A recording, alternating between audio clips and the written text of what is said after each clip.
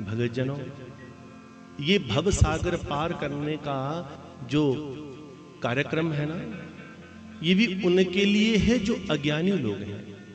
ये उनके लिए है जो किसी श्रेष्ठ गुरु की शरण में पहुंचे नहीं। याद रखिएगा, अगर पहुंचा हुआ गुरु हो तो साधक को ये भवसागर पार करने की आवश्यकता ही नहीं।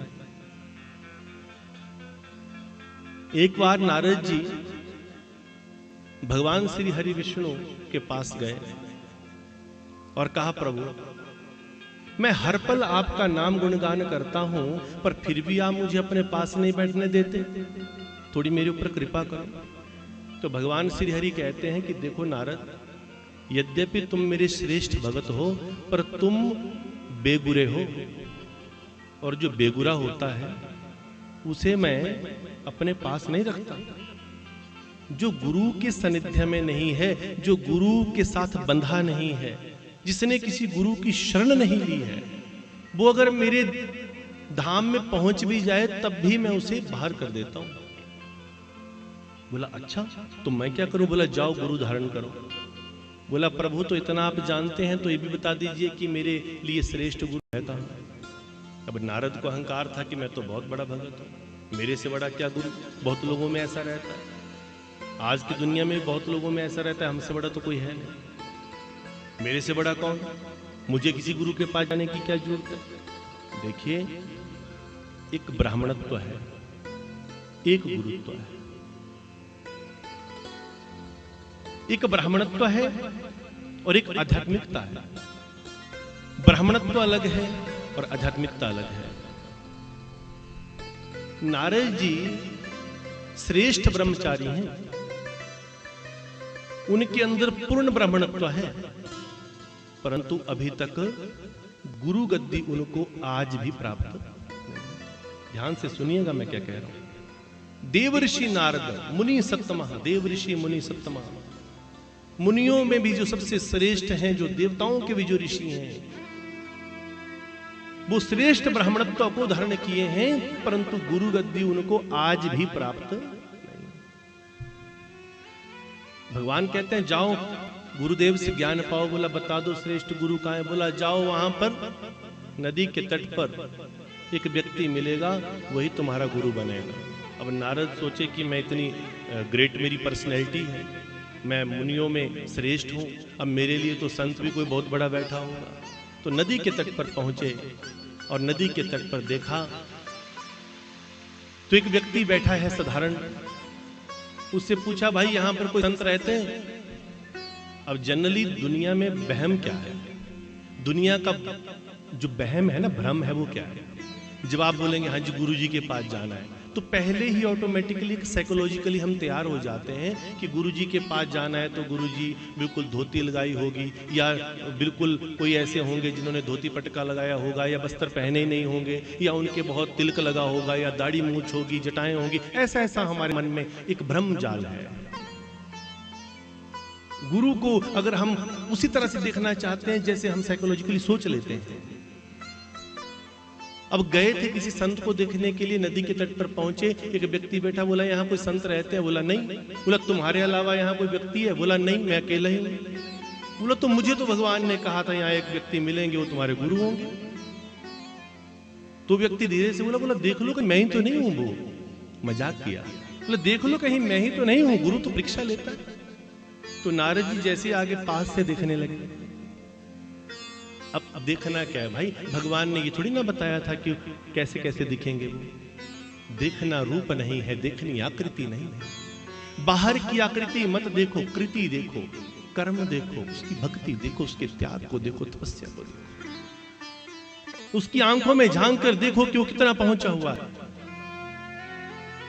वो व्यक्ति जो वहां बैठा था वो एक मछुआरा था। जैसे नारद पास से देखने लगे, पूरे शरीर से बदबू आने लगी, मछलियों की बदबू। पीछे हटा, बोला ये तो संत नहीं हो सकता, ये गुरु नहीं हो सकता। वापिस गए नारद के पास, भगवान विष्णु के पास नारद गए। अब भगवान ने द्वार पर से बोल दिया, बोला नारद वहीं रुक जाओ। बोला प्रभु आगे तो आने दो। बोला नहीं, जो किसी गुरु का अपमान करके आया हो उसे मैं 100 फुट पीछे रखता हूं, मैं उसे अपने पास पटकने नहीं देता हूं। अब नारद बोले मैंने तो किसी गुरु का अपमान नहीं किया। बोला अभी अभी नदी के तट पर तुम जिस व्यक्ति से मिलकर आ रहे हो वही तुम्हारा श्रेष्ठ गुरु था जिसने तुम्हें ज्ञान देना था, पर तुमने ज्ञान प्राप्त नहीं किया।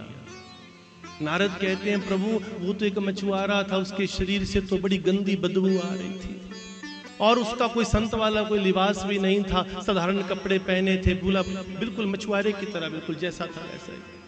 तब भगवान धीरे से बोले हे नारद, तुम वहां पर गुरु की तलाश करके तुम वहां पर ज्ञान पाने के लिए गए थे या उनके शरीर की बदबू सूंघने गए थे?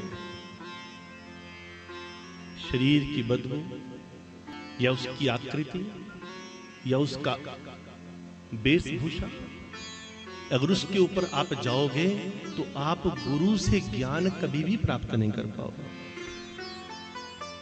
गुरु से ज्ञान प्राप्त ही नहीं कर पाएंगे।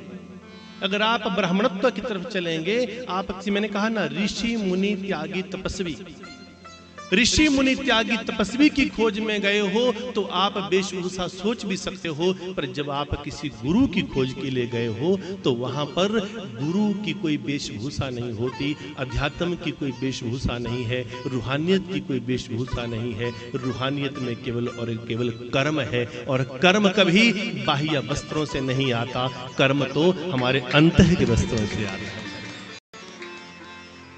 इसलिए अपने आप को जगाना है। हमने तब कहा, कबीर साहब कहते हैं कहत कबीरा सुनवाई साधु क्यों तरना ये घाट, जब तुझे पता है कि इतना संघर्ष है तो ये घाट तरने क्यों है।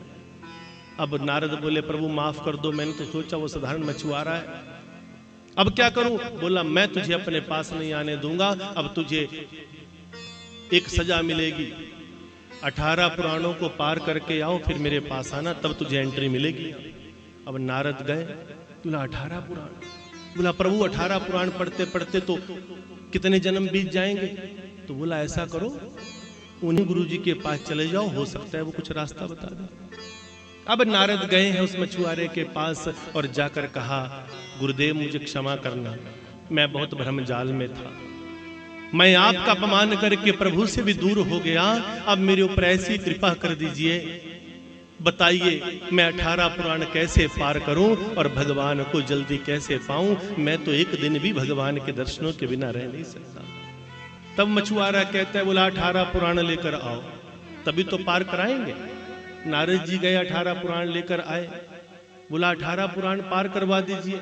अब 18 पुराण नीचे रखे, सारे ग्रंथ 18 पुराण वो ग्रंथ ढेर लगा कर रखा। नदी की तरफ को मछुआरा खड़ा है, सामने नारद को खड़ा कर दिया, बोला क्या अब तुम मुझे अपना गुरु मानते हो? बोला जी गुरुदेव। तो हाथ आगे किया, उधर नारद खड़े हैं, बीच में 18 पुराणों का ढेर पड़ा है, इधर वो मछुआरा खड़ा है, हाथ पकड़ा, बोला छलांग लगा जोर से जब मैं बोलूंगा।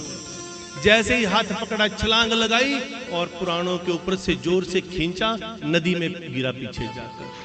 बोला नारद डुबकी लगा लो बाहर आ जाओ। नारद निकले, बोला गुरुदेव ये क्या? बोला 18 पुराण पार कर दिए तुमने। बोला 18 पुराण पार कर दिए? 18 पुराण पार करने का मतलब है उनको पढ़ना।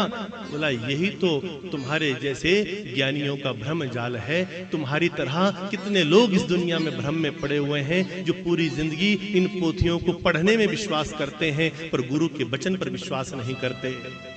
अगर तेरे गुरु ने कह दिया है कि तूने इनके ऊपर से छलांग लगाकर पार कर दिया, गुरुदेव प्रभु ने कहा पार करके आओ, तो इसे भी तो पार करना कहते हैं। बोला नहीं नहीं ऐसा नहीं होता है, पार करना तो होता है उनका पार पाना। तब मछुआरा कहता है बोला जा अपने हरि से पूछ के आ कि तूने 18 पुराण पार किए हैं कि नहीं। पार कर दिए होंगे तो श्री हरि तुझे अपने पास बुला लेंगे, नहीं पार किए होंगे तो तुझे फिर बाहर भेज देंगे। जैसे नारद गए, अभी नारद द्वार पर पहुंचे नहीं थे, भगवान द्वार खोल कर खड़े हैं, दोनों बाहें फैलाकर खड़े हैं, आओ नारद मेरे दिल से लग जाओ, तुमने 18 पुराणों को पार कर दिया।